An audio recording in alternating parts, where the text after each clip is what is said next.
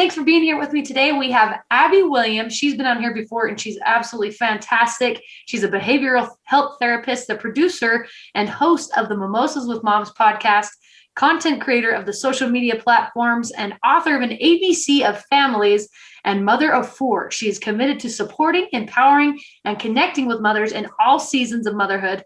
And she navigates her blended family and co-parenting life with her husband, four kids, and two sister labs. I love that so much. We're going to be talking about how to navigate a co-parenting relationship so that the child wins. Abbey, thanks so much for being here.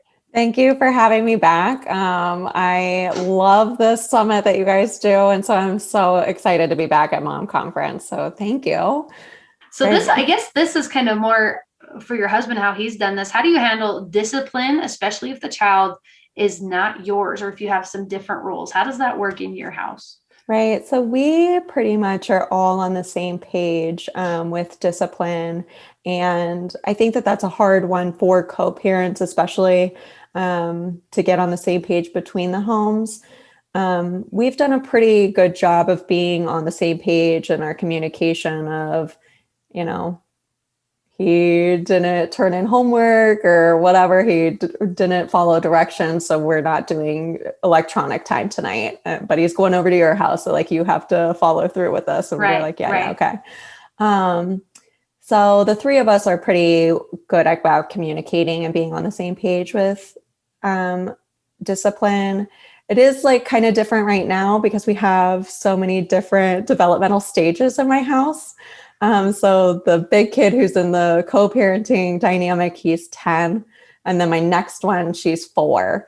Then we got a 3 and a 1-year-old. So, I think that as this, evolves and the littler ones become bigger, and their discipline will look different, but right now, they're all at such different developmental stages that there are different ways of disciplining and redirecting and guiding them through what they're going through. And those are conversations that we have to have with the big kid, because I feel like sometimes that can come across as unfair, and having to have the conversation of where a toddler's brain is, where they are developmentally, why your expectations are a little bit different than a 4-year-old, we have to have those conversations and, validating that I understand that you feel like you're getting in trouble more. I understand that you feel like you're getting yelled at for, antagonizing the younger ones, and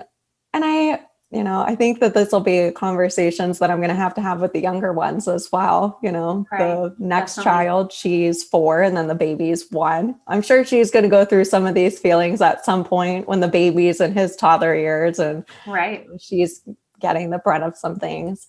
But yeah, I really think that listening to our children, validating them, showing up as humans with them.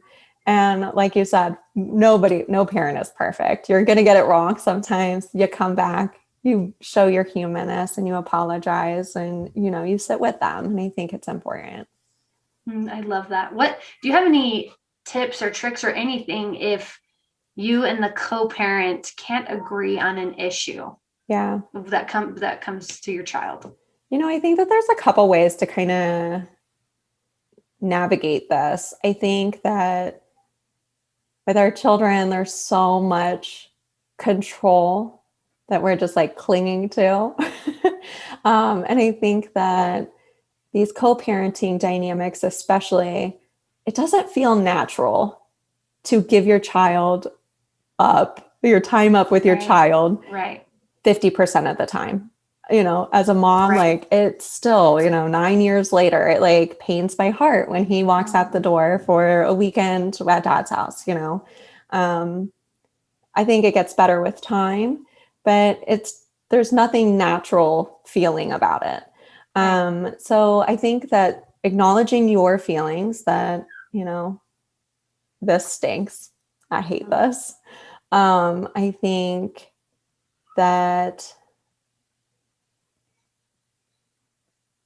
allowing yourself to give up some of that control. I do believe that other parent has his best interest at heart. right? Right. And even in these situations where maybe you guys aren't getting along, can you say that? Do you feel like your co-parent has your child's best interest at heart? If the answer is yes, then maybe allowing these other ways of dealing with them, maybe explore these other ways. Maybe there is a better way. Maybe there's just a different way. I think that we get so hung up on, and I was like talking to somebody about this with like toddler power struggles recently, like we're going through the ringer with our toddlers right now. Same here. It's hard. The toddler years are so hard. Yes. And, that we just have like this mindset that there's like one direct path to this, like the solution to the problem. But so often there's a million different ways to get to that solution, right? And I think that acknowledging that in the co-parenting dynamic of they have their way to do this, I have my way to do this. We both have the child's best interest at heart. We both want to raise the self-sufficient, wonderful human and put them out into the world. They might be doing it their way. I might be doing it my way.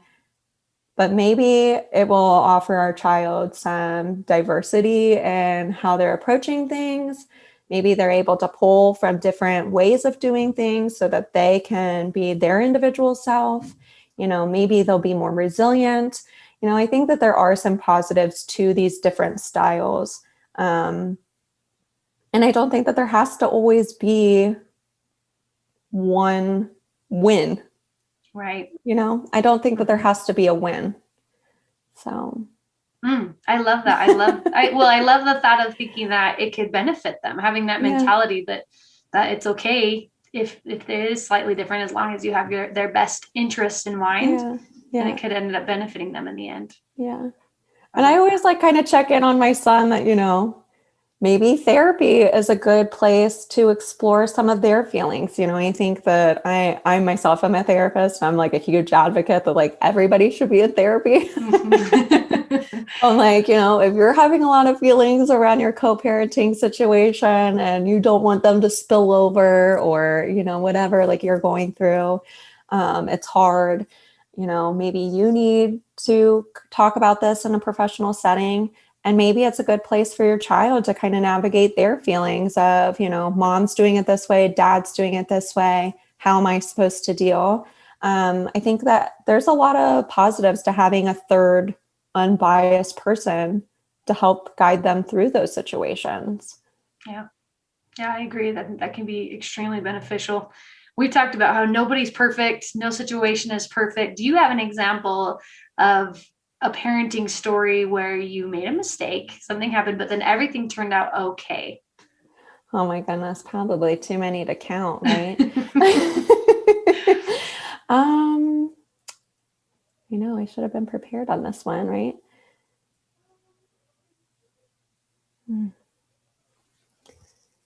It definitely is a daily thing for sure. I know, I think so. I think that in our like modern society and our modern parenthood journey, we are so busy. We're so busy. We're being pulled in so many different directions. You have work, you have a house to run, you have maybe multiple children, you've got a marriage, you have yourself that you need to pour into that gets put on the back burner, and now you're burnout. You have this past year of this pandemic, and I think that collectively as parents right now, we are burnout. And I have found, so many moments this past year of this burnout feeling and like looking at myself in the mirror of where the heck did my patience go? I'm like, where you're just like having these mom meltdowns, you're losing it. If this is happening to you, you are not alone. So many of us are feeling like this right now. So many of us go through this with or without a pandemic. You get pushed to your edge and you're losing it. I think that these moments are so human and kind of important sometimes with our little people. Not that like we should be losing it on them all the time, right? But I think that showing them what apologies look like is what makes it okay. So I've definitely had a lot of these moments this past year of just feeling burnout, feeling like my cup isn't getting full, not having the supports. And then it just kind of unravels for me with my kids. And then being able to come in, connect with them, apologize to them, and it all turns out okay. You're not messing up your children because you had a mommy meltdown. You're raising children that can now have empathy, compassion, and that they know when they mess up how to come and ask for forgiveness. I love that so much. I feel like a lot of people probably think I don't need to apologize to my children, or like they're not going to understand or something, but they absolutely do. Even as little toddlers, they can pick up. I think my toddlers get the most out of it. Right. And we just like cuddle up and, it's okay, mommy. And I'm like, well, it's not okay. But, and like teaching them like those boundaries of that, the way that you talked to me was not okay, but, I appreciate you apologizing to me. There's so many things to be learned from these moments. And we grow as parents, they grow as people. And hopefully we can all be a more compassionate and empathetic world someday if we're, modeling these things in our homes. I agree. Abby, what would be your number one takeaway that you want moms to remember when it comes to co-parenting? It's hard, but putting your child first shouldn't be the hard part. I love that. Ooh, I love that so much. All right, Abbey Williams, Mimosas with Moms podcast. Everyone go check it out. It's amazing. All right, Abbey. Whoa, my AirPod fell out. Talk about a real moment. Thank you so much for being here with us and taking the time and sharing your knowledge. It was absolutely incredible. Thank you for having me.